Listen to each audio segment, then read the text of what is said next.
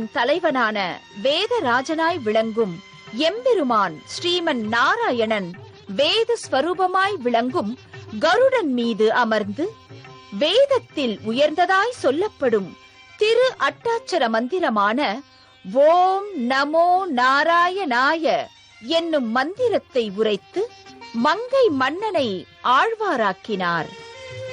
ஏற்கனவே நாச்சியார் கோவிலில் உறையும் திருநறையூர் நம்பி திருமங்கை ஆழ்வாருக்கு பஞ்ச சம்ஸ்காரம் செய்யும் போது இந்த துவய மந்திரம் ஒரு சடங்காகவே நடத்தப்பட்டது. ஓம் நமோ நாராயணாய ஓம் நமோ நாராயணாய.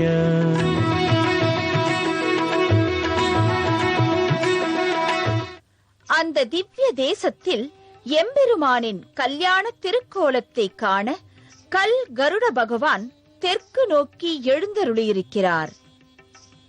மார்கழி மாதத்திலும் பங்குனி மாதத்திலும் இந்த திருக்கோவிலில் நடத்தப்படும் கல் கருட சேவை அவசியம் தரிசிக்க வேண்டிய ஒன்று.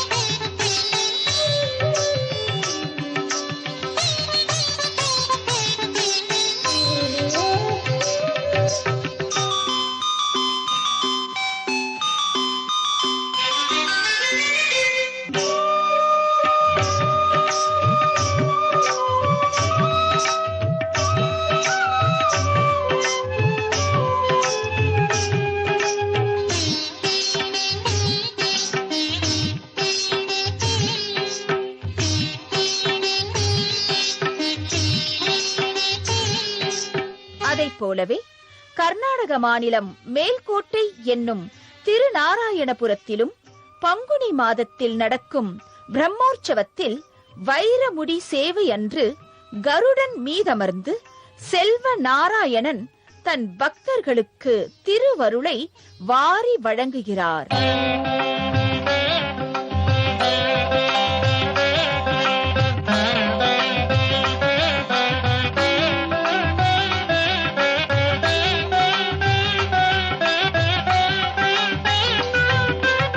அவ்வாறு வேதத்தின் மறைபொருளையே செந்தமிழிலே தீங்கரும்பாய் தந்த ஆழ்வார்களின் திவ்ய பிரபந்தங்கள் இந்த உற்சவ காலங்களில் முன்னிலை வகிக்கும்.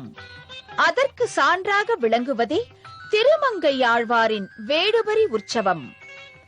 மிகச் சிறிய கிராமத்திலே அவதரித்த திருமங்கை ஆழ்வாருக்கு நடத்தப்படும் அனைத்து வைபவங்களிலும் அவர் இயற்றிய திவ்ய பிரபந்தங்கள் தேனாய் தீந்தமிழாய் பாய்ந்தோடும் வகையில் பல உற்சவங்கள் விமர்சையாக நடத்தப்படுகின்றது.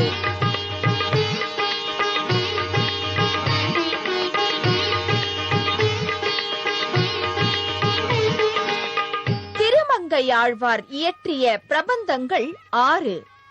அவற்றிலே பெரிய திருமொழி 1134 பாசுரங்கள், திருக்குறுந்தாண்டகம் 20 பாசுரங்கள், திருநெடுந்தாண்டகம் 30 பாசுரங்கள், சிறிய திருமடல் 1 பாசுரம், பெரிய திருமடல் 1 பாசுரம், திருவெழுக்கூற்றிருக்கை 1 பாசுரம் ஆக 12 ஆழ்வார்கள் இயற்றிய 4000 திவ்ய பிரபந்தத்திலே 1187 பாசுரங்களை திருமங்கையாழ்வார் இயற்றியுள்ளார்.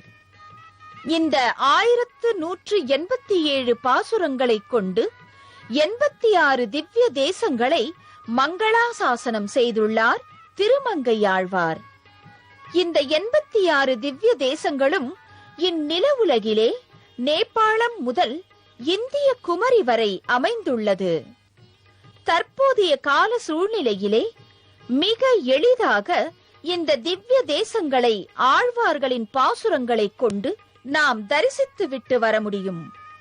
ஆனால் திருமங்கையாழ்வார் தன்னுடைய ஆடல்மா குதிரையில் பயணித்தே செந்தமிழ் கொண்டு பாடி பரவசமுற்றார். அவற்றிலே சில எம்பெருமான்களோ ஆழ்வாரிடமிருந்து 100க்கும் மேற்பட்ட பாசுரங்களை பெற்றனர். ஒரு சில எம்பெருமான்கள் 10 பாசுரங்களை கொண்ட 2 பதிகம், 1 பதிகம், 2 வரிகள், ஏன் 1 வரி என்றெல்லாம் ஆழ்வாரின் அமுத வாக்கில் பாடப்பெற்று தன் திருவுள்ளம் நிறைந்தார்கள். திருமங்கையாழ்வார் குடந்தை முதல் பாடி குடந்தை வரை முடித்தார் என்று அறிந்தோம் அல்லவா? அது என்னவென்றால், தன்னுடைய பெரிய திருமொழியிலே வாடினேன் வாடி என்று முதல் பதிகத்தில் தொடங்கியவுடன் 2வது பாசுரத்திலே ஆவியே அமுதே என நினைந்துருகி குடந்தை கோவலனை தொழுது நின்றார். ஆழ்வார்கள் தரிசனம் இடைவேளைக்கு பிறகு உங்கள் விஜய்